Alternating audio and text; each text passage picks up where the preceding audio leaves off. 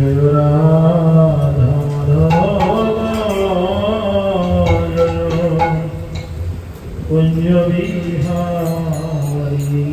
जय राधा माधव जय कुंज बिहारी जय राधा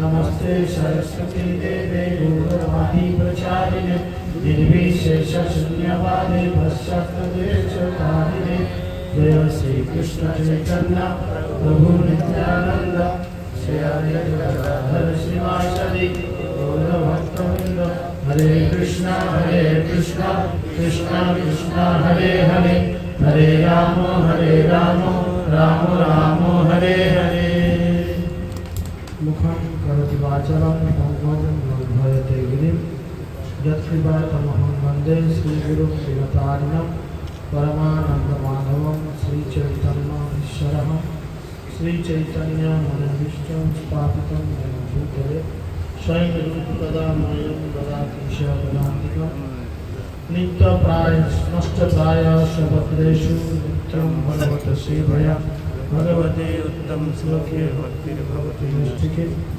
जय श्री कृष्ण चैतन्य प्रभु नित्यानंद श्री अद्वैत गदाधर शिवासदि गौर भक्तवृंद हरे कृष्णा कृष्णा कृष्णा हरे हरे हरे राम राम राम हरे ओम नमो भगवते वासुदेवाय ओम नमो भगवते वासुदेवाय भगवते वासुदेवाय ओम नमो भगवते वासुदेवाय ओम नमो भगवते वासुदेवाय ओम नमो भगवते वासुदेवाय हरे कृष्ण सकल के निश्चित चतुर्दशी नृसिंहदेवेर आविर्भाव तिथिर প্রীতি শুভেচ্ছা ও অভিনন্দন জ্ঞাপন করি আন্তর্জাতিক কৃষ্ণ ভবনামৃত সংঘ তথা ইসকন নাম ভক্তের পক্ষ থেকে এবং ইসকন প্রধান কার্যালয় চন্দ্রদয় মন্দিরের পক্ষ থেকে সকলকে শ্রীধাম মায়াপুরে সুস্বাগত। আমরা নিত্যম ভগবত সেবয়া অর্থাৎ প্রত্যহ ভাগবতম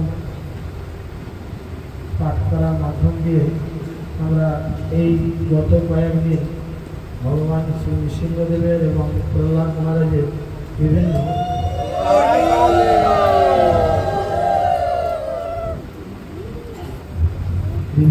লীলা কথা শ্রবণ করছি, বিভিন্ন উপদেশ আমরা শ্রবণ করছি। গতদিন আমরা প্রহ্লাদ মহারাজের খুব গুরুত্বপূর্ণ কিছু উপদেশ আলোচনা করেছি। এখন দৈত্য নন্দন অর্থাৎ দৈত্যদের বাচ্চারা যখন জানতে পেরে গেছে প্রহ্লাদ মহারাজের কাছ থেকে কী করে ভগবানকে পেতে হয়, কালকের দিনে তারা প্রশ্ন করেছিল, আমরা আলোচনা করেছি যে ভগবানকে পেতে গেলে কী কী বিষয়গুলোকে পরিত্যাগ করতে হয়। এখন এর পরবর্তী স্টেজ কি না, নারদ মুনি তখন বলতে লাগলেন, শ্রী নারদ উবাচ অথা দৈত্য সুতা সর্বে সমুদ্রা তৎপরবর্তিতম যজ্ঞভূমিরবদ্যতা অনুবাদ, নারদ মুনি বললেন সমস্ত দৈত্য নন্দনেরা অর্থাৎ দৈত্যদের বাচ্চা কাচ্চা প্রহ্লাদ মহারাজের দিব্য উপদেশ অত্যন্ত নিষ্ঠা ভরে শ্রবণ করলেন।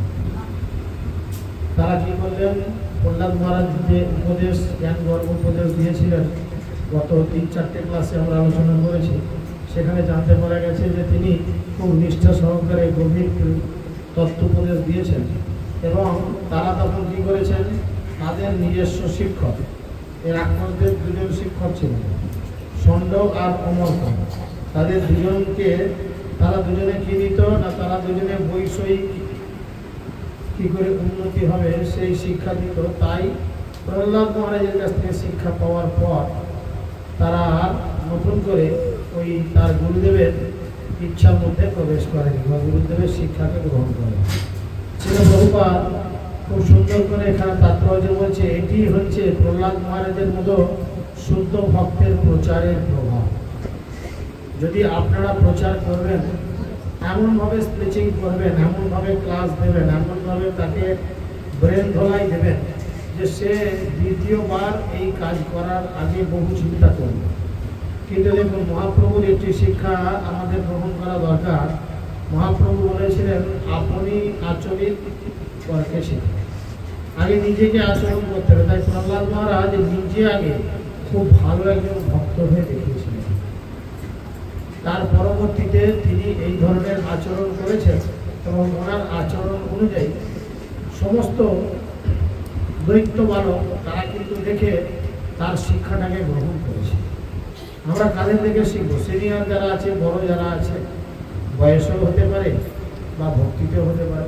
তাই বড়রা যেরকম আচরণ করবে, বাচ্চারা বা ছোটরা বা জুনিয়র যারা আছে তারা কিন্তু সেগুলো দেখে শিখবে। প্রহ্লাদ মহারাজ ছিলেন নিতান্তই একজন 5 বছরের বাচ্চা, কিন্তু তিনি যে দিব্য জ্ঞান হৃদয়ে লাভ করেছিলেন, সেই দিব্য জ্ঞান তিনি তার বন্ধুদের কাছে প্রকাশ করেন এবং প্রকাশ করার মাধ্যম দিয়ে সে কথা জানতে পারা যায়। শুক্লাচার্যের পুত্র চন্দ্রমর্ক যখন দেখল যে প্রহ্লাদ মহারাজের সঙ্গের প্রভাবে অসুর বালকেরা কৃষ্ণ ভক্তিতে নিষ্ঠাপরায়ণ হয়ে উঠছে, তখন তারা অত্যন্ত ভীত হয়ে দৈত্যরাজের কাছে গিয়ে সেখানকার পরিস্থিতি যথাযথভাবে বর্ণনা করল। তারা দেখলো যে এরকম পরিস্থিতি তৈরি হয়েছে যে তারা এখন আমাদের শিক্ষা গ্রহণ করছে না। সাউন্ডটা ভালো ছিল, হঠাৎ করে কেমন একটা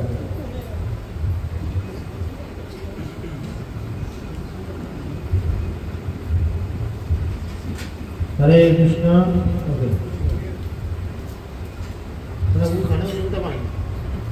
তারা কি করলেন? তাদের মহারাজ হিরণ্যকশিপুর কাছে গেলেন, ষণ্ড অমর্ক দুজনে গিয়ে তারা নালিশ করলেন যে মহারাজ, আমরা স্কুলে যে শিক্ষা দিচ্ছি আপনার কথা মতো, সেই শিক্ষা সমস্ত দৈত্য পুত্ররা নিচ্ছে, কিন্তু আপনার ছেলে এমনভাবে সেখানে ক্লাস দিচ্ছে যে আপনার শিক্ষা পরিত্যাগ করে সবাই এখন আপনার সন্তানের শিক্ষা নিচ্ছে এবং যে শিক্ষা নেওয়ার ফলে তারা কৃষ্ণ ভক্তি পরায়ণ হয়েছে। দেখুন, কৃষ্ণ ভক্তি করলে কাজের কাজ হলে পাশের বাড়ি সব জায়গারই জলে, শুধু এখানে, তাই না?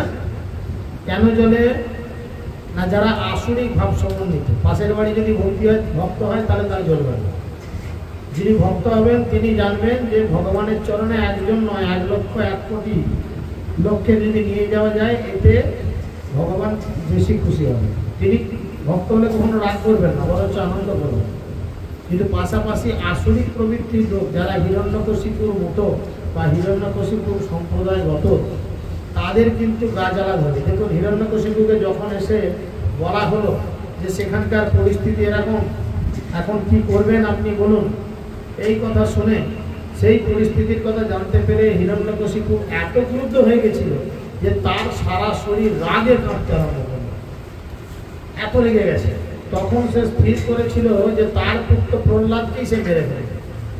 অসুরদের নিজের পুত্রকে কন্যাকে বধ করতেও হাত কাঁপে না।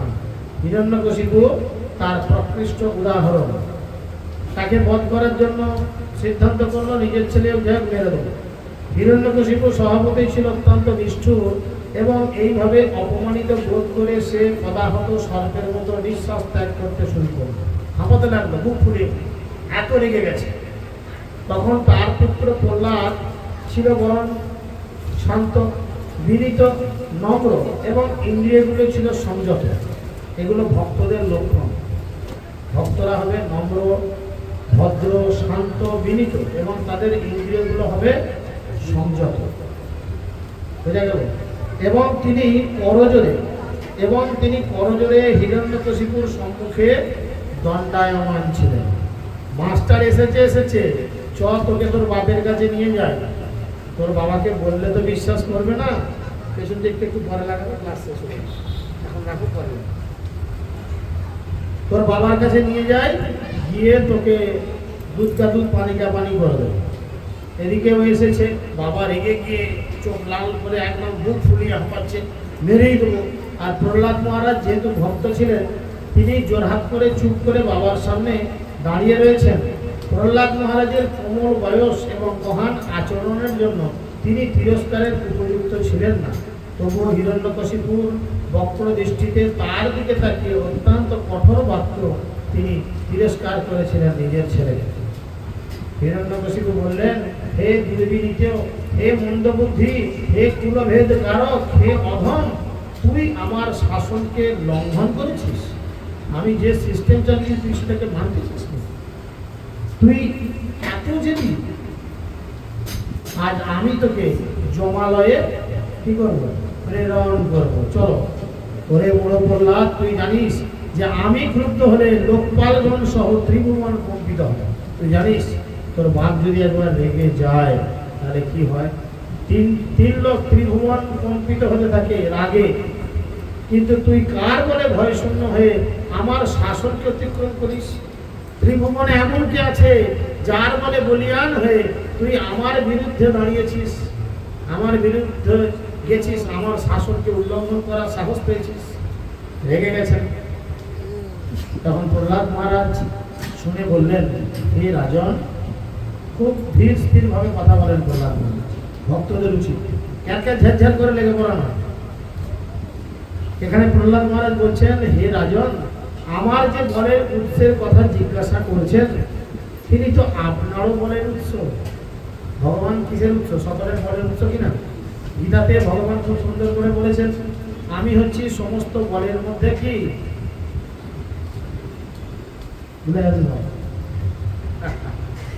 ক্লাস যাচ্ছে আসছে, ছাড়ো লোকে লাভ নেই, আমি উঠে গেছি আনন্দ সংগ্রাম।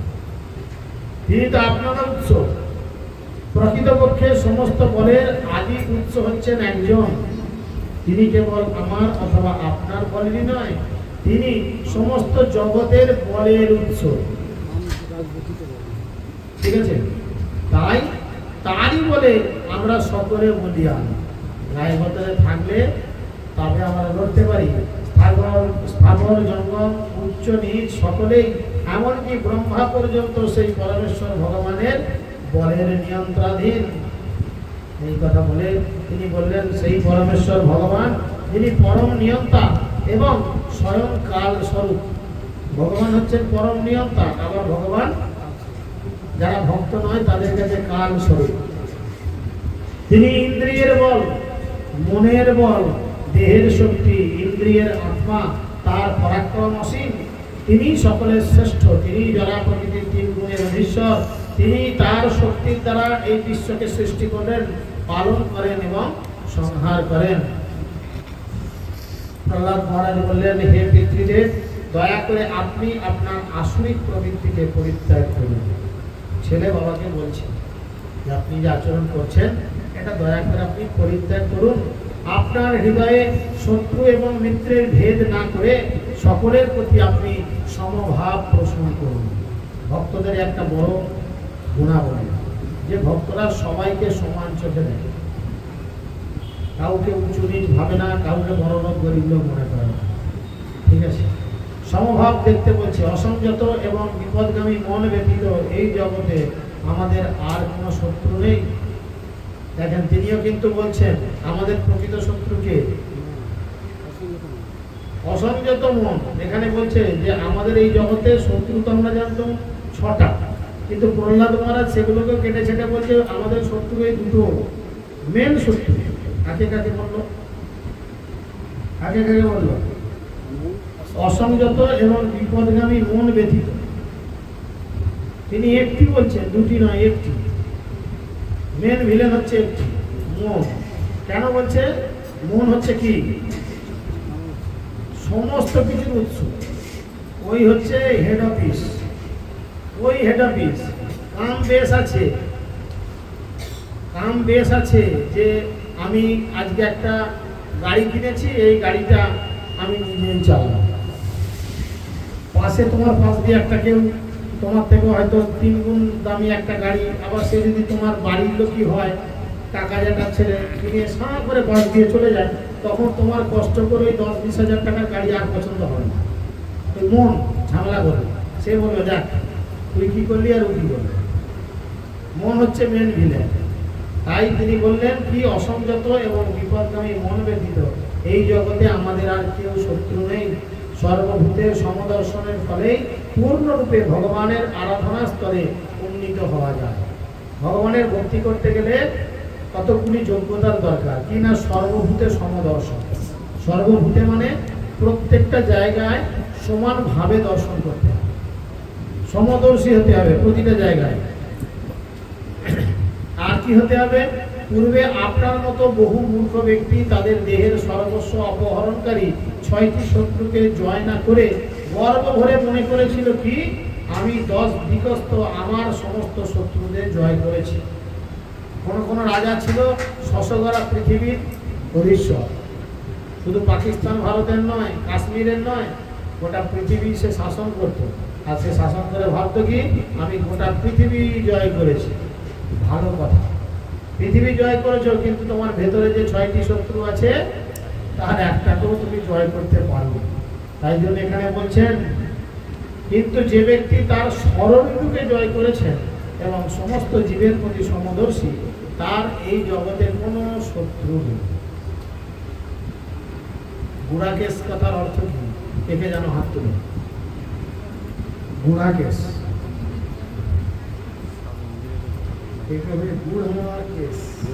গুড়া মানে আখের গুড়।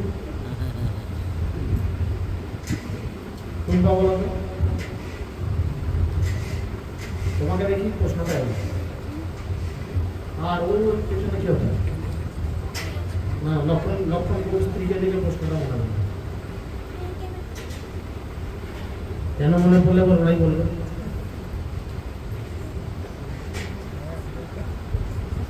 বলেন, ক্লাসে যাচ্ছেন কি জন্য? যারা আপনি করেছেন, পাখা একটু দূরে ঝুলছে, কিন্তু নিদ্রা তো আপনাকে হরণ করে নিয়েছে। দুপুরে ঘুমালেন ক্লাসে গিয়ে, আবার এখানেও ঘুমুচ্ছেন।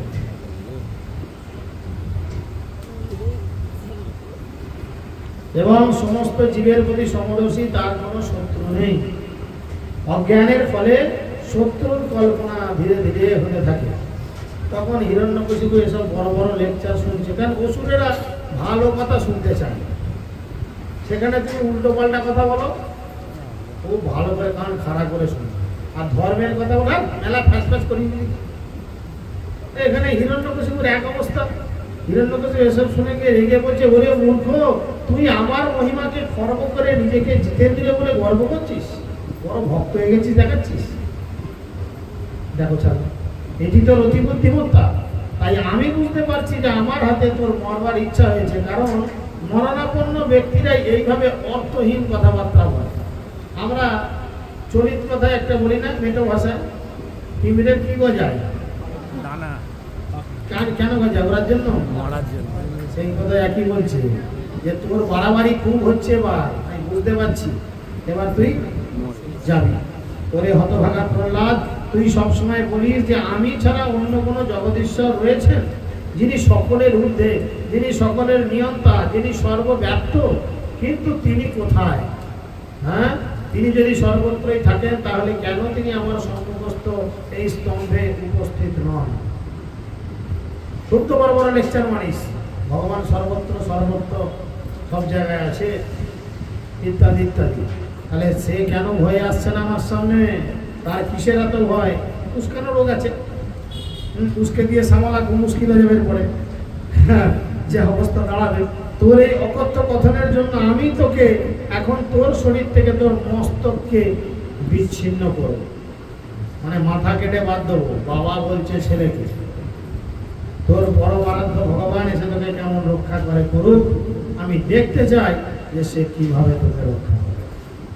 বলে এটা একটা কলিযুগের আদর্শ পিতামাতার সিমটম। কলিযুগের আদর্শ পিতামাতা নিজেদের ভুল করবেন, আর পরবর্তীকালে ডাক্তারের কাছে গিয়ে বলবেন আমার সন্তানের প্রয়োজন নেই। এই সন্তানকে, প্রহ্লাদকে যেমন বাবা বলেছে মস্তক ছিন্ন করে দাও, এই সন্তানকে আপনি কেটে কুচিয়ে নষ্ট করে দিন। কলিযুগের এখন সুন্দর এবং সুন্দরী সুন্দরী হিরণ্যকশিপু আর কয়েদি রয়েছে, কিন্তু কয়েদিস যদি মায়েরা অর্জন করে, তাহলে হয়তো সবাই পেটে একজন করে প্রহ্লাদকে ধরবে। কিন্তু তারা সকলেই মহিলা বা মাতাজি হয়েও বেশিরভাগই হিরণ্যকশিপুর মতো আচরণ করে, যার ফলে কি হয়, হৃদয়ের মধ্যে এই ধরনের কাম, ক্রোধ, লোভ, মর্ম, মাৎসর্য প্রবেশ করে এবং ধীরে ধীরে তিনি এই পরিস্থিতির শিকার হন। প্রধানত হয়ে মহাবলবান হিরণ্যকশিপু এইভাবে তার মহাভাগবত পুত্র প্রহ্লাদকে কঠোর বাক্যে তিরস্কার করলো। তিনি তার প্রতি বারবার তর্জন করে হিরণ্যকশিপু তার খড়গ গ্রহণ পূর্বক তার রাজ সিংহাসন থেকে উত্থিত হয়ে মহাক্রোধে সেই স্তম্ভে মুষ্টাঘাত করলেন। এক ঘুষি মেরে দিল থামটা, হাতে তরল ফরল নিয়ে এসে। তখন সেই স্তম্ভ থেকে এক ভয়ঙ্কর ধ্বনি উত্থিত হয়েছিল, যার ফলে মনে হয়েছিল যেন ব্রহ্মাণ্ডের আবরণ বিদীর্ণ করছে। যদিও এর আগে অনেক ঘটনা রয়েছে, আমি তত ডিটেলসে গেলাম না। কখনো তাকে পাহাড়ের চূড়া থেকে ফেলা হয়, কখনো তাকে পাগলা হাতির পায়ের নিচে দেওয়া হয়, কখনো বিষ খেতে দেওয়া হয়, হ্যাঁ, ইত্যাদি ইত্যাদি। আগুনের মধ্যে তার পিসিমা হোলিকা নিয়ে বসেন, হ্যাঁ, পিসি পুড়ে শেষ হয়ে যায়, কিন্তু তার কোনো অনেক ঘটনা বলতে গেলে সারা রাত শেষ হয়। আমি মূল ফ্যাক্টের মধ্যে দিয়ে যাওয়ার চেষ্টা করছি, যে একদম বিদেশির মধ্যে বেরোবেন, অ্যাকশন মোডে আসবেন। সেই স্তম্ভ থেকে তখন এক ভয়ঙ্কর ধ্বনি আরম্ভ হলো। যখন সে থামে ঘুষি মেরেছে, থামের ভেতর থেকে সিংহ যেমন ডাকে সেরকম করে ডাকতে আরম্ভ করছে, যার ফলে মনে হচ্ছে ব্রহ্মাণ্ডের আবরণ বিদীর্ণ হচ্ছে। হে যুধিষ্ঠির, এই শব্দ সেই শব্দ ব্রহ্মা আদি দেবতাদের ধামে পৌঁছেছিল, এবং তা শুনে তারা মনে করেছিল, হায় হায়, আমাদের গ্রহলোক বুঝি এক্ষুনি বিনষ্ট হয়ে গেল। হিরণ্যকশিপু যখন তার পুত্রকে বধ করতে বিলাসী হয়ে তার অসাধারণ পরাক্রম প্রদর্শন করেছিল, তখন সেই অতি অদ্ভুত প্রচণ্ড ধ্বনি তিনি শ্রবণ করেছিলেন, যা পূর্বে কোনোদিন তিনি শোনেননি। এই মথুরা গ্রামে যদি হঠাৎ করে ডেকে ওঠে সিংহ, এই গ্রামের লোক বলবে কি শুনেছি কোনোদিন? না, এটা কিসের ডাক? কেউ বলবে ওদের পাড়ার কুকুরটা মুরগি খেয়ে এমন হয়েছে পাড়াটা। চিন্তা কর, হ্যাঁ, কোনে মুরগির দোকান আছে। তো সেই জন্য অসাধারণ পরাক্রম অদ্ভুত ধ্বনি কোনোদিন শ্রবণ করেননি। সেই শব্দ শুনে অন্যান্য অসুর নায়করা ভীত হয়েছিলেন। সেই সবাই কেউ বুঝতে পারেননি এই শব্দ কোথা থেকে আসছে। এখন কিন্তু নাম ভেঙে হিরণ্যকশিপু বের হয়নি, বুঝে গেল।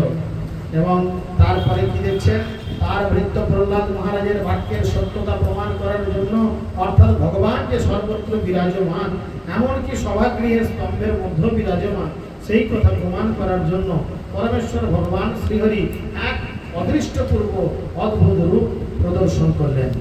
সেই রূপটি ছিল না মানুষের না সিংহের। এইভাবে ভগবান এক অদ্ভুত মূর্তিতে সভাগৃহে আবির্ভূত হলেন গর্জন করতে। কারণ হিরণ্যকশিপু যখন প্রার্থনা করেছিল ব্রহ্মাজির কাছে, প্রথমে বলেছিল আমাকে অমরত্ব দিন। ব্রহ্মা সঙ্গে সঙ্গে পালিয়ে গেছে, বলে আমার দ্বারা এই বর দেওয়া সম্ভব নয়, কারণ আমি নিজে অমর নই, তো তোমাকে অমরত্ব বর কি করে প্রদান করব? তাই না? ধরেন আপনাকে কে বললো যে মাইক সেটটা দিয়ে দাও, দিতে পারবে? এটা তো আমার নয়, এটা যার, তুমি তার কাছে চাও। তো ঠিক সেরকম ব্রহ্মা তো নিজে অমর নয়, তাকে অমরত্ব চেয়েছে, ব্রহ্মার মাথা খারাপ হয়ে গেছে। বাবা এইসব বল দিতে পারবো, তুমি অমরত্ব বাদে যা খুশি চাও। আবার তিনি কঠিন তপস্যা করেছিলেন, ব্রহ্মা দ্বিতীয়বার এসেছিলেন। তখন হিরণ্যকশিপু, অসুররা একটু চালাক হয়, কারণ অসুররা চালাকি করে নিজেদের খুব বুদ্ধিমান বলে জাহির করতে যায়, কিন্তু শেষে তারা এমন নিজেদের জালে নিজেরা জড়িয়ে যায়, মাকড়সার মতো, রেশম কীটের মতো, তখন নিজের জালে জড়িয়ে নিজেরাই মরে যায়, কিছু করার নেই। তাই হিরণ্যকশিপু কি করলেন, ব্রহ্মাজির কাছে প্ল্যান করে এমন বর চাইলেন যে যেটা অমরত্বের থেকে কিছু কম নেই। তিনি বললেন, আমি যেন না দিনে মরি না রাতে মরি, আপনার সৃষ্ট কোনো জীব যেন আমাকে না বধ করতে পারে, না অস্ত্রের দ্বারা মরি না শস্ত্রের দ্বারা মরি, না ঘরে মরি না বাইরে মরি, না আকাশে মরি না মাটিতে মরি, না পাতালে মরি না ঘরের ভেতরে মরি, ইত্যাদি ইত্যাদি। এমন কিছু প্ল্যান করলেন যে সত্যি এটা অমরত্বের থেকে কোনো অংশে কম নয়। আর ভগবান তার ভক্তের মুখের কথা রাখার জন্য, ধর্মের বাণীকে ঠিকঠাক করে রাখার জন্য তিনি কি করেন, তিনি তখন প্ল্যান করলেন যে তার বাড়িতেই প্রহ্লাদ মহারাজকে পাঠিয়ে দিলেন, দিয়ে তার কথা সত্যতা রাখার জন্য তিনি ধাম থেকে বেরোলেন। আপনারা দেখছেন এখানে আমাদের নৃসিংহদেবকে রাখা হয়েছে, তার শরীরটা দেখুন মানুষের মতো, তাই না? আর মুখটা হচ্ছে সিংহের মতো। কেশব ধৃত নরহরি রূপ। কেশব, কেশবকে, কেশব হচ্ছে ভগবান শ্রীহরি, শ্রীকৃষ্ণ। তিনি ধৃত মানে ধারণ করেছেন নরহরি রূপ। জয় জগদীশ। তিনি কি করেছেন? নরসিংহ রূপ ধারণ করেছেন। নর মানে মানুষ, সিংহ মানে সিংহ দিয়ে তিনি কি করলেন? এই অদ্ভুত রূপ নিয়ে সভা গৃহে প্রকাশিত হলেন। এখন হিরণ্যকশিপু যখন সেই শব্দের উৎস অন্বেষণ করে চতুর্দিকে দেখছিল, তখন সেই স্তম্ভের মধ্যে থেকে ভগবানের সেই অদ্ভুত রূপ প্রকাশিত হয়ে বহির্গত হতে দেখলো, যা মানুষ নয়, সিংহ নয়। তখন অত্যন্ত আশ্চর্য হয়ে হিরণ্যকশিপু ভেবেছিল, এই প্রাণীটি কি অর্ধেক মানুষ অর্ধেক সিংহ? তাহলে এটি কি? তিনি জীবনে এরকম প্রথম কাউকে দেখলেন যে অর্ধেক সিংহ অর্ধেক মানুষ। তিনিও কনফিউজড। তিনি যুদ্ধ করবেন কি? হাতে অস্ত্র নিয়ে হাঁ করে দেখছে এটা কি। হিরণ্যকশিপু তার সম্মুখে দণ্ডায়মান নরসিংহরূপী ভগবানকে দর্শন করে বিচার করার চেষ্টা করলেন যে তিনি কে। তার সেই রূপ অত্যন্ত ভয়ঙ্কর। তার ক্রোধান্বিত নয়ন যুগল উত্তপ্ত স্বর্ণের মতো উজ্জ্বল। নৃসিংহদেবের চোখ লাল টকটক। ওখানে দেখতে হবে, ওটা একটু শান্ত। মায়াপুরে লাল চোখ নিয়ে অনেক ইতিহাস আছে, এখন ঢুকলে অনেক টাইম যাবে, যার জন্য হালকা নীলাভ চোখ দেয়, কখনো লাল চোখ আনে। চোখও চেঞ্জ হয়, দাঁতও চেঞ্জ হয়। এখন পগলা নিয়ে চলে এসেছি আমরা কালকের জন্য। তো দাঁতও পাল্টানো হয়। সে পুরো দাদু ঠাকুমাদের দেখবেন অনেক সময় দাঁত বাঁধানো থাকে না, গোটা পাটিটা খুলে চলে আসে, তখন পগলা আবার লাগিয়ে দিলে আমাদের মতো যান। তো আমাদের নৃসিংহদেবেরও কিন্তু এই অভিষেকের দিনে ওকে পগলা করে দেওয়া হয়। একটু ঠান্ডা মেজাজ করানোর জন্য এইসব ব্যবস্থাপনা চলে, ঠান্ডা জল ইত্যাদি ইত্যাদি চলে। তো যাই হোক, তার দীপ্ত কেশর তার ভয়ঙ্কর মুখমণ্ডলকে বিস্তার করছে। তার দন্তপঙ্ক্তি ভয়ানক এবং তার ক্ষুরধার জিহ্বা খড়গের মতো চঞ্চল। তার উন্নত কর্ণযুগল নিশ্চল এবং তার মুখ এবং নাসিকা বিবর পর্বতের গুহার মতো। মুখটা বড় হাঁ হয়ে আছে আর জিভটা সবসময় লগলগ লগলগ করছে, এক্ষুনি তোকে চিবিয়েই খেয়ে। নাকের গর্তগুলো বলছে গুহার মতো এক একটা, এবং তার হনুদেশে ভয়ঙ্কর বিদীর্ণ এবং তার শরীর আকাশকে স্পর্শ করছে। তার বুক চিপিয়ে রয়েছে। তার বিবাহ হস্য এবং স্থূল, গলাটা লম্বা কিন্তু চেহারা মোটা। বক্ষ বিশাল, উদর কৃষক, পেট হচ্ছে সরু। তার দেহের লোম চন্দ্র কিরণের মতো শুভ্র। বুঝা গেল? তার অসংখ্য বাহু সেনাবাহিনীর মতো চতুর্দিকে বিস্তৃত হয়ে শঙ্খচক্র, গদা, পদ্ম এবং অন্যান্য স্বাভাবিক অস্ত্রের দ্বারা দৈত্য, দানব এবং নাস্তিকদের বিনাশ করেন। হিরণ্যকশিপু মনে করে বলেছিল, মহামায়াবী ভগবান বিষ্ণু আমাকে হত্যা করার এই পরিকল্পনা করেছে, কিন্তু তার এই চেষ্টার কি ফল হতে পারে? আমার সঙ্গে কে যুদ্ধ করতে পারবে? এই বলে হস্তির মতো বিশালাকার হিরণ্যকশিপু গদা ধারণ করে ভগবানকে আক্রমণ করে। গদা দিয়ে গদাধরকে পরাস্ত করার চেষ্টা করছে। ভগবানের আরেক নাম গদাধর, তাই না? যিনি গদা ধারণ করেন, মানে গদা নিয়ে লেগেছে হিরণ্যকশিপু। এর মনে কোনো চিন্তা নাই, সে জানে আমি তো বর পেয়েছি যে আমাকে যুদ্ধে কেউ হারাতে পারবে না, কোনো চাপ নাই। সে যুদ্ধ করবার জন্য রেডি হয়েছে, অলরেডি চলছে। পতঙ্গ যেমন অগ্নিতে পতিত হলে অদৃশ্য হয়ে যায়, তেমনি হিরণ্যকশিপু যখন তেজময় ভগবানকে আক্রমণ করছিল তখন সে অদৃশ্য হয়ে যাচ্ছে।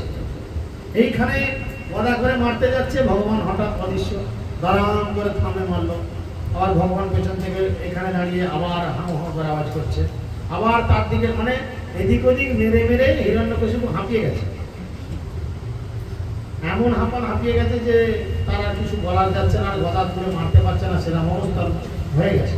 পূর্বে সৃষ্টির সময় তিনি অন্ধকারাচ্ছন্ন ব্রহ্মাণ্ডে প্রবেশ পূর্বক তার চিন্ময় জ্যোতির দ্বারা সেই অন্ধকার বিনাশ করে ব্রহ্মাণ্ডকে আলোকিত করেছিলেন। এখন যেন তার শরীর থেকে সেইরূপ আলোক বা রশ্মির ছটা প্রতিফলিত হচ্ছে। তারপর মহাসুর হিরণ্যকশিপু ক্রোধপূর্বক দ্রুত বেগে নৃসিংহদেবকে আক্রমণ করে তার গদার দ্বারা তাকে আঘাত করলেন।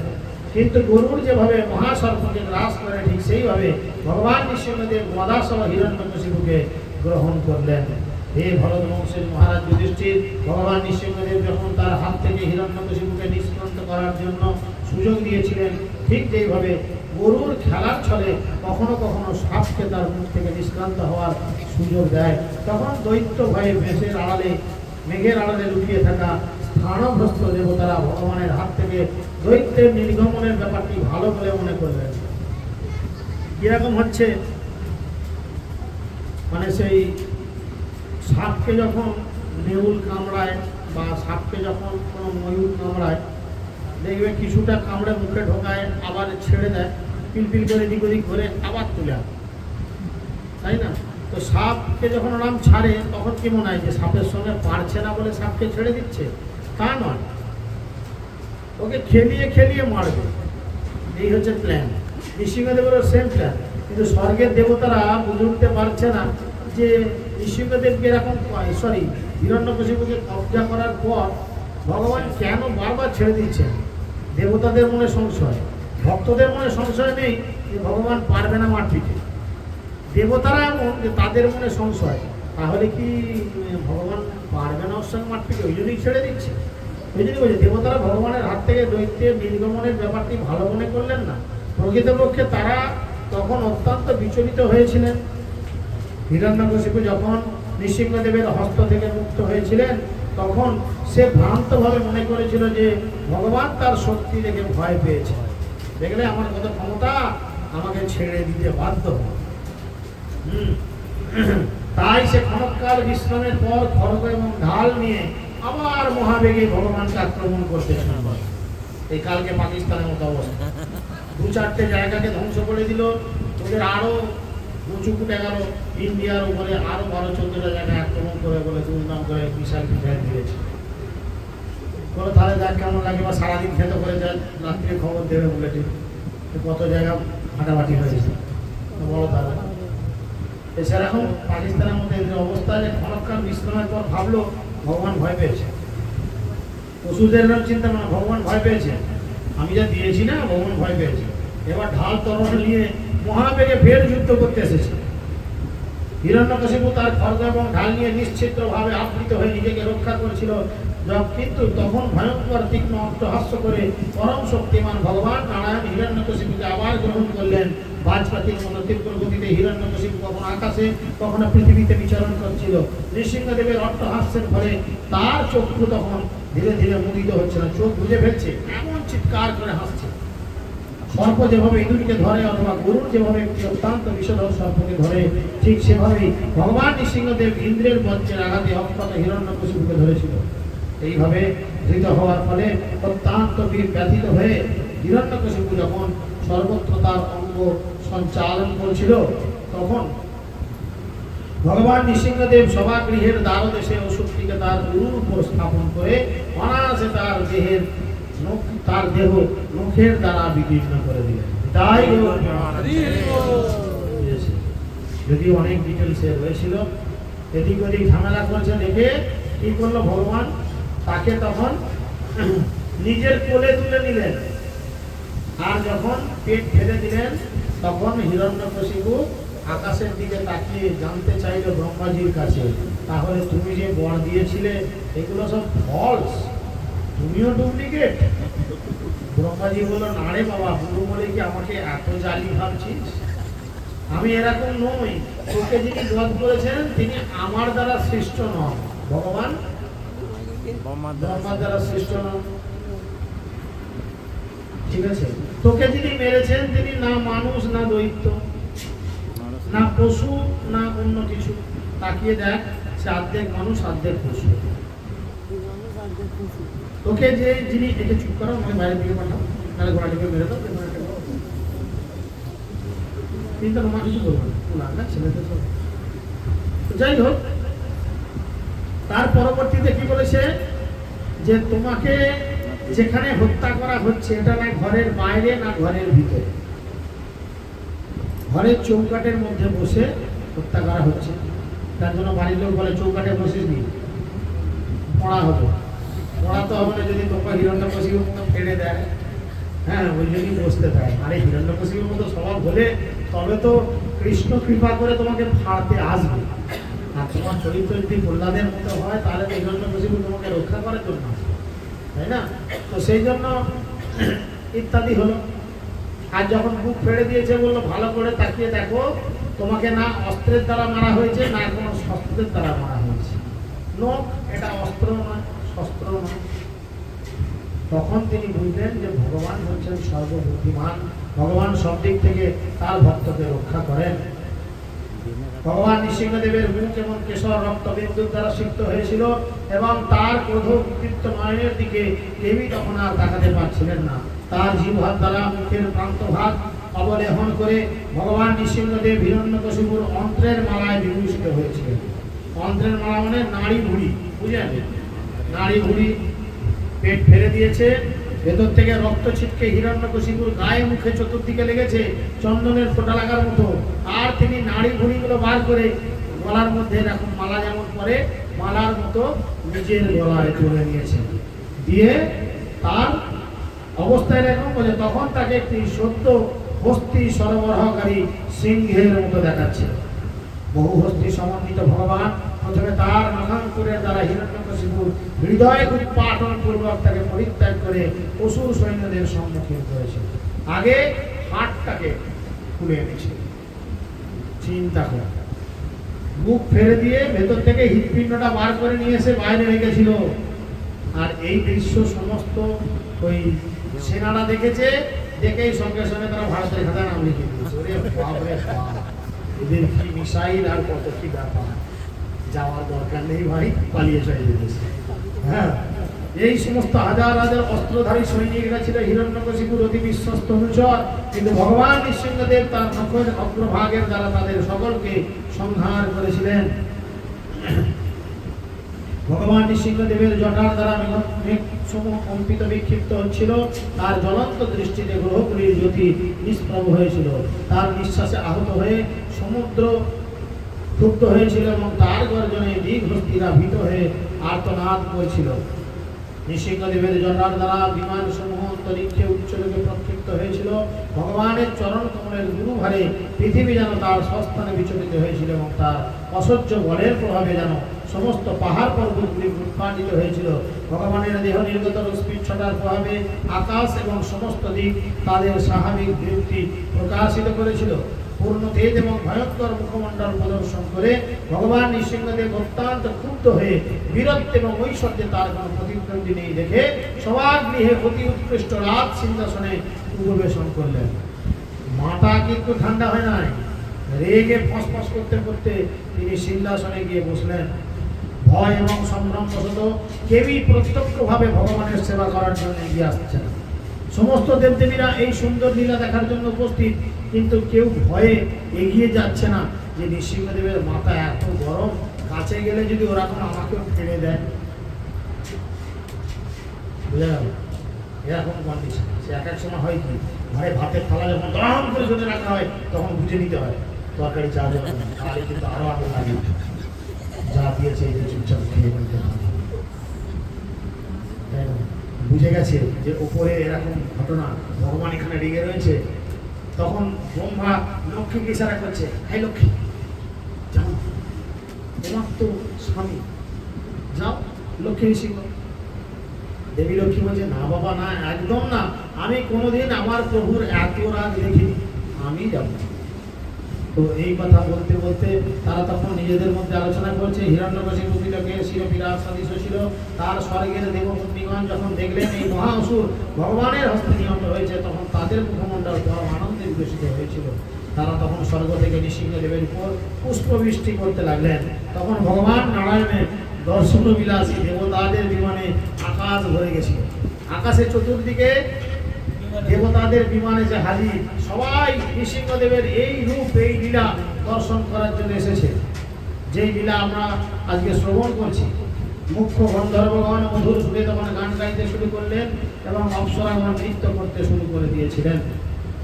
হে মহারাজ যুধিষ্ঠির, তারপর ব্রহ্মা, ইন্দ্র, শিব প্রভৃতি দেবতাগণ, ঋষি, পিতৃ, সিদ্ধ, বিদ্যাধর, মহাসর্প, মনু, প্রজাপতি, অপ্সরা, গন্ধর্ব, চারকন, যক্ষ, কিন্নর, বেতাল, কিংপুরুষ এবং সুনন্দ, কুমুদ প্রভৃতি বিষ্ণু পার্শ্বদগণ ভগবানের নিকটে এসেছিলেন। উজ্জ্বল জ্যোতিতে ভাসিত ভগবানের সমীপবর্তী হয়ে তাদের মস্তকে হাত জোর করে প্রণতি নিবেদন করেছিলেন এবং স্তব করেছিলেন। তারা সবাই মাথার উপরে এরম করে হাত তুলে ঋষিকদেবকে প্রণতি নিবেদন করেছিলেন, তা স্তব করেছিলেন। ব্রহ্মা বললেন, শ্রী ব্রহ্মা উবাচ নতমস্মি অনন্তায় দূরন্ত সত্যয়ে বিচিত্র বিরায় পবিত্র কর্মাণি বিশ্বস্ত স্বর্গস্থিতি সংযমান গুণৈশ্বরীলায় সদন্তকে আত্মনে অব্যয়। শ্রী ব্রহ্মা ভগবানের উদ্দেশ্যে প্রার্থনা করে বললেন, হে প্রভু, আপনি অনন্ত এবং আপনার শক্তি অসীম। ঠান্ডা করতে হবে তো, রেগে গেছে।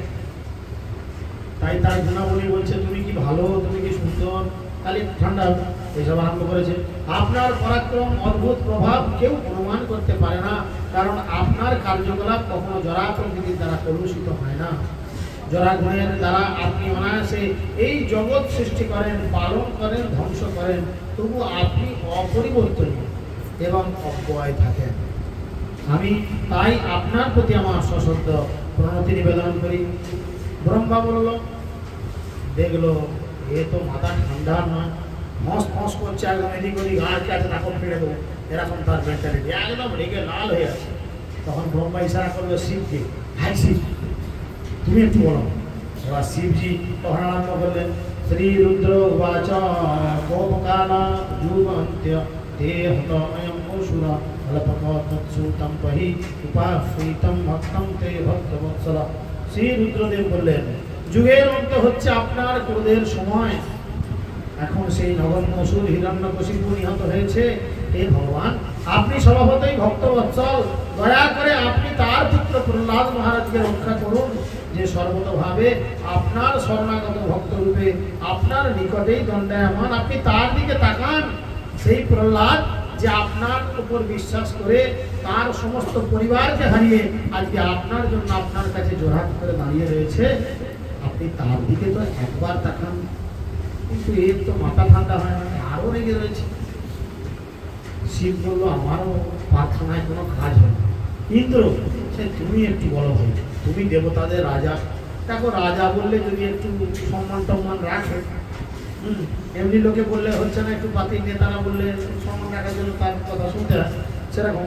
এবার ইন্দ্র বলছে, শ্রী ইন্দ্র উবাচ প্রত্যানিত্য পরম ভাবতা ত্রায়তান সৌভাগা দৈত্য অন্তরম হৃদয় কমলম তৎগৃহম প্রত্যাবতি কালগ্রন্থম কিয়ৎ বীজম অহো নাতো সুশ্রুতম তে মুক্তি মুক্তিতোষণম নহি বহু মতা নবসিংহ অপরিচিম। দেবরাজ ইন্দ্র বললেন, হে পরমেশ্বর, আপনি আমাদের উদ্ধারকারী রক্ষাকর্তা। তোমার ছাড়া আমাদের কোনো গতি নেই। আমাদের যোগ্য ভাগ যা প্রকৃতপক্ষে আপনার। লোকে আমাদের যোগ্য দেয়, কিন্তু যজ্ঞের মালিক কে? যজ্ঞেশ্বর কে? স্বয়ং ভগবান বিষ্ণু। তা আপনি দৈত্যদের কাছ থেকে পুনরায় আরোহণ করেছেন। যেহেতু দৈত্যরাজ হিরণ্যকশিপু ছিল অত্যন্ত ভয়ঙ্কর, তাই আপনার আবাসস্থল আমাদের হৃদয় পদ্ম সে অধিকার করে নিয়েছিল। এখন আপনার উপস্থিতির ফলে আমাদের হৃদয়ের বিষাদ এবং অন্ধকার সব দূরীভূত হয়েছে। হে ভগবান, যারা সর্বদাই আপনার সেবায় যুক্ত, তাদের কাছে সমস্ত জড় ঐশ্বর্য নিতান্তই তুচ্ছ, কারণ আপনার সেবা মুক্তিরও ঊর্ধ্বে। আমরা কালকে জেনেছিলাম ভগবানের সেবা মুক্তিরও ঊর্ধ্বে। তারা মুক্তির বহু মনন করে না। অতএব কাম অর্থ ধর্মের আর কি কথা। দেখলো, বললো ঠিকই, কিন্তু এর বলাতেও কিছুতেই কিন্তু ঠান্ডা হচ্ছে না। এ তো বেশ সমস্যা। ভগবান যদি রেগে থাকে, গোটা জগৎ একদম ঘুরে ঝাড়খার হয়ে যাবে। তখন উপস্থিত অনেক ঋষি মুনি ছিলেন, তাদের এরা বললো, আচ্ছা তোমরা একটু বলো। কারণ ভগবান ঋষিদের হৃদয়ে থাকেন, সাধুগুরু বৈষ্ণবের হৃদয়ে থাকেন। এই শুনে ঋষিরা বললেন, শ্রী ঋষয় উচুহু তমনাভাব পরমম আথু যৎমতে জয়েন ঈদম আদিপুরুষ আত্মগতম সার্থকম তদ্বিমুত্রভম আমুনা অদ্য শরণপাল রক্ষাগীহিতবপুষা পুনঃ অন্ত্যম মানস সমস্ত ঋষিগণ তাদের প্রার্থনা নিবেদন করে বললেন, হে ভগবান, হে শরণাগতের পালক, হে আদি পুরুষ, পূর্বে আপনি আমাদের যে তপস্যার বিধি উপদেশ দিয়েছিলেন তা আপনারই তো চিন্ময় শক্তি। এই তপস্যার দ্বারাই আপনি এই জড়জগৎ সৃষ্টি করেন, যা আপনার মধ্যে সুপ্ত অবস্থায় বিরাজমান। সেই অসুরের কার্যকলাপের দ্বারা এই তপস্যা বন্ধ হয়ে গেছিল, কিন্তু এখন আমাদের রক্ষা করার জন্য, এই অসুরকে সংহার করার জন্য নৃসিংহদেব রূপে আপনার আবির্ভাবের ফলে তপস্যা আমরা আবার চালু করার অনুমোদন পেয়েছি। হিরণ্যকশিপু বন্ধ করে দিয়েছিল, তপস্যা চলবে না। তোমরা সবাই এখন বলো হিরণ্যকশিপু ভগবান কি। প্রতি বছরই উল্টাই হয়। এই শুনে এগুলো ঋষিদের কথাতে কোনোরকম কিছু হলো না। মানে এরা যে প্রকৃতই রাক্ষস গোষ্ঠী এটা বুঝে না। যতই নিরামিষ খাক আর যতই ওপরে দেখতে হরি হরি, ভেতরে কাজ চুরি করি, এরকম হচ্ছে মতবাদ। যাই হোক, এই দেখে যখন হল না তখন পিতৃগণকে বললেন যে তোমরা একবার ট্রাই করে দেখো। পিতৃগণ মানে পিতৃপুরুষগণ যারা রয়েছে, পিতৃপুরুষগণ, পিতৃলোকের পিতৃপুরুষগণ। শ্রীপীতরি উচহু শ্রদ্ধানি না অধিভূভজে রোষভম তনুজো দত্তানি বিবিধ সময়ে অপিবৎ তিল অম্বুতস্য উদরাৎ নৌকবিদির্ন বাপত্য অচ্ছত্তস্मै নমো নিহরে অখিল ধর্মপত্রে। পিতৃগণ প্রার্থনা নিবেদন করে বললেন, সারা জগতের ধর্ম পালক ভগবান শ্রী নৃসিংহদেবকে আমরা আমাদের সশ্রদ্ধ প্রণতি নিবেদন করি। যে দৈত্য বলপূর্বক আমাদের পুত্র পৌত্রদের দ্বারা প্রদত্ত শ্রদ্ধাপিণ্ড আদি অধিকার করে ভোগ করত এবং তীর্থস্থানে প্রদত্ত তিলক পান করত, সেই হিরণ্যকশিপুকে আপনি সংহার করেছেন। হে ভগবান, সেই দৈত্যের উদর আপনার মুখের দ্বারা বিলীন করে আপনি তার উদর থেকে সমস্ত অপহৃত বস্তু আরোহণ করেছেন। তাই আমরা আপনাকে আমাদের সশ্রদ্ধ প্রণতি নিবেদন করি। দেখে কি এতেও তো মাথা ঠান্ডা হয় না, এখনো রেগে। কি রাগের ভাই, এত রাগ দিচ্ছে। শ্রী সিদ্ধিয়া উঁচু, এবারে সিদ্ধগণ যাচ্ছে। জনাগতিম যোগ সিদ্ধ্যম আসাধু অর্হচিত যোগ তপোবলেন নানাদর্পম ততো মুখৈ বিদাগতম তস্मै তুভ্যম প্রাণতস্মং নৃসিংহ। সিদ্ধগণ ভগবানের বন্দনা করে বললেন, হে ভগবান নৃসিংহদেব, আমরা সিদ্ধলোকের অধিবাসীগণ সভাপতি অষ্টযোগশুদ্ধি সমন্বিত, তবুও হিরণ্যকশিপু এতই অসৎ ছিল যে তার বল এবং তপস্যার প্রভাবে আমাদের সমস্ত ক্ষমতা অপহরণ করে নিয়েছিল। তার ফলে সে তার যোগবলের গর্বে অত্যন্ত গর্বিত হয়েছিল। এখন আপনার মুখের দ্বারা সেই দুর্বৃত্ত নিহত হয়েছে, তাই আমরা আপনাকে আমাদের সশ্রদ্ধ প্রণতি নিবেদন করি।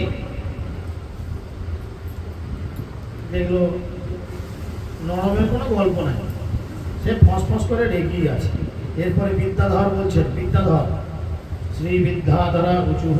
বিদ্যাধরগণ বললেন কি, বিদ্যম পৃথক ধরণায় অনুরধ্যম ন সৎজ্ঞ বলবীজ দিত্যম সজেন সৎকৈ পশুবৎ অতোত্যম ময়ানি সিংহম প্রণতাস্ম নিত্যম।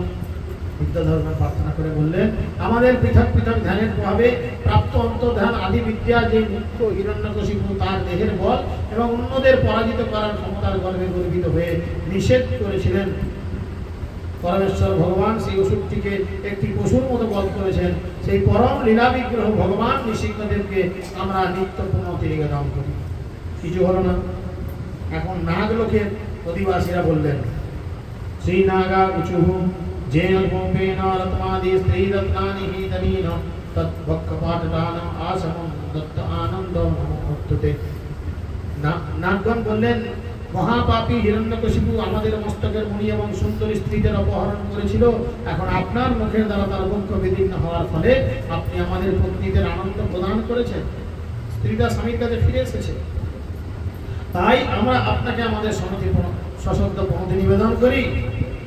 শ্রীমানব উচুহু, সমস্ত মনুগণের মধ্য থেকে প্রণতি নিবেদন করে বললেন, মানব বয়ম তব নিদেশ গৌরিণ দিজিতেন দেব পরিভূত সেবতে ভাবতা ফলোৎস উপসংহিত প্রভো গারবন্তে অনুধানী বিরক্তম। মনুগণ তাদের প্রার্থনা করে নিবেদন করে বললেন, হে ভগবান, আপনার আজ্ঞাকারী দাস রূপে আমরা মনুগণ মানব সমাজের আইন প্রদান করি, কিন্তু এই মহা অসুর হিরণ্যকশিপুর সামরিক শ্রেষ্ঠত্বের ফলে বর্ণাশ্রম ধর্ম পালন করার কথা বিনষ্ট হয়েছিল।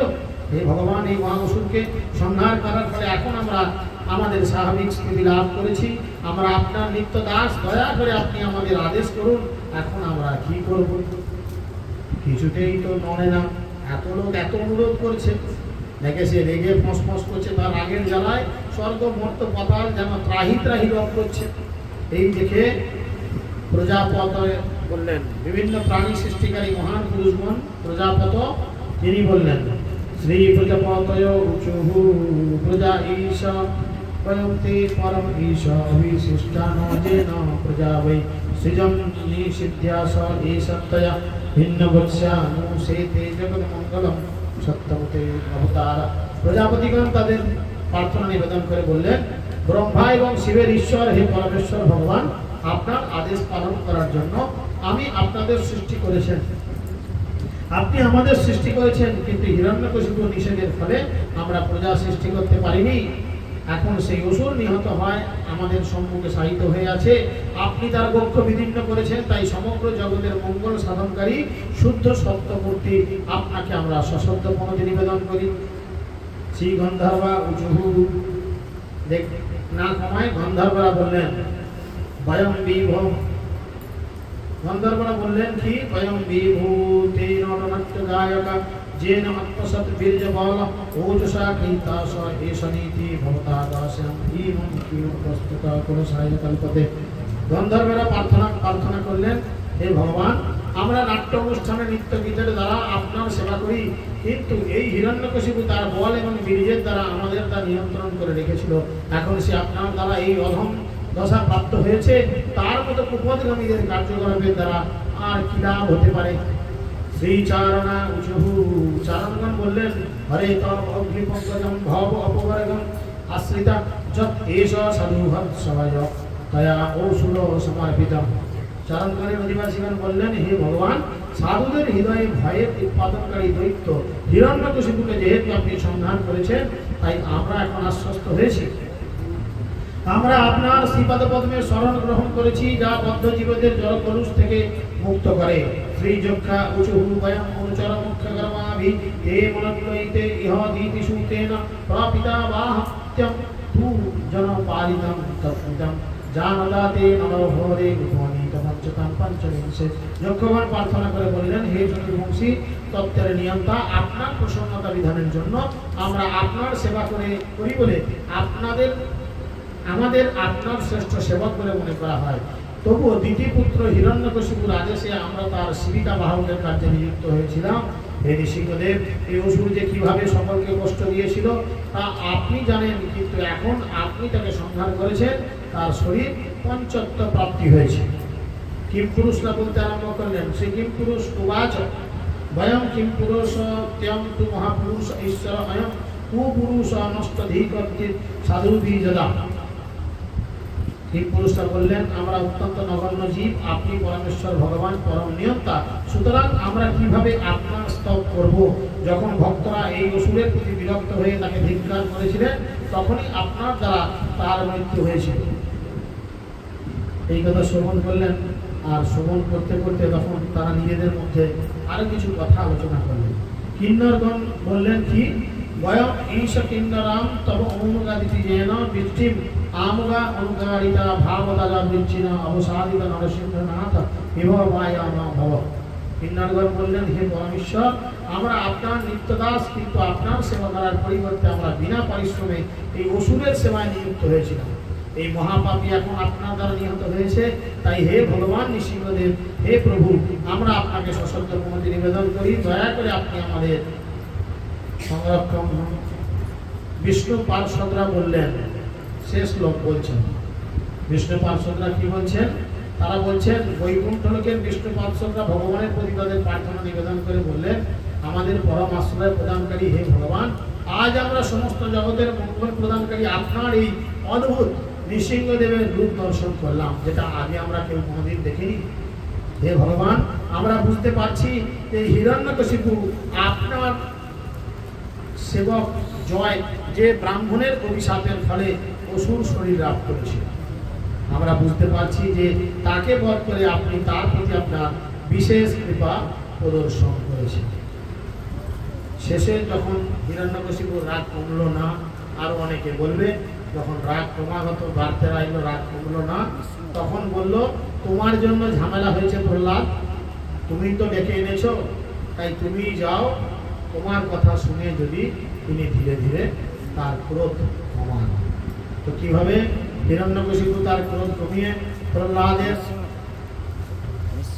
নৃসিংহদেব তার রাগ কমিয়ে তিনি কিভাবে প্রহ্লাদ মহারাজকে তার সিংহাসনে অভিষেক করলেন এবং তিনি তারপরে জগৎবাসীকে কৃপা করে এই জগৎ থেকে চলে গেলেন, সে কথা আমরা আগামী দিনে শ্রবণ করব। হরে কৃষ্ণ কৃষ্ণ কৃষ্ণ হরে হরে, হরে রাম রাম রাম হরে হরে। এখন আমরা খুব তাড়াতাড়ি